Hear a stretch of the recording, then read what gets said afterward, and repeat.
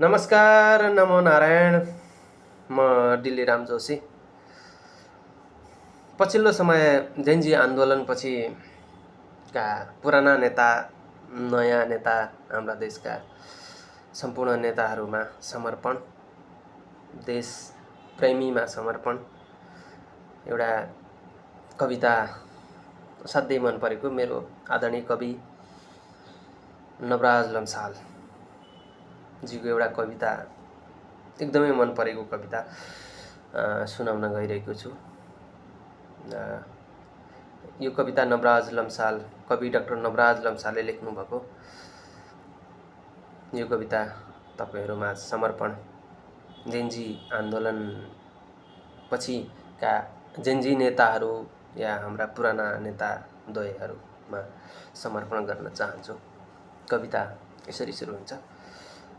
रोक्ला रोकोस् जमिन जलजे, रोकियोस् रोक्न देऊ, छेक्ला छेकोस् वरर परजे, छेकियोस् छेक्न देऊ। बोल्ला बोलोस् वचन बिटुलो, बोल्छ जे बोल्न देऊ, नेताजी हो तर मुलुकको सादा सीमा नदेऊ।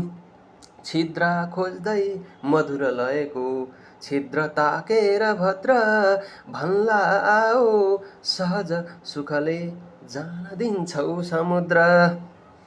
आमा बेची कुन मखमली, सान किन्छौ र सस्तो, नेताजी हो अब त बुझ हो, झुक्किने खेल यस्तो।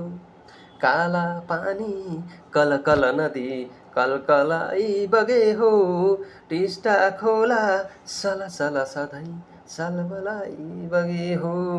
खोज्दै जाँदा समर युगको देहरादुन पुग्छौँ, ती माग्दैनौ तर मुलुक यो एक इन्ची दिँदैनौ। सीमा रेखा रगत बहने, छेकिने बाँधशाला, तिर्खा पिउने हिम शिखर हौ, बाघका वीर छाला। कस्तो आयो समय उसको, कस्तो आयो समय उसले, साँध मिच्दैछ उल्टो, नेताजी हो हलमल बिना सल्क आफै हागुल्टो। ती योद्धाका रगत बहने गर्ज शार्दूल गर्ज, हाम्रो साझा सहमति बनोस् छोड हुङ्कार मर्द।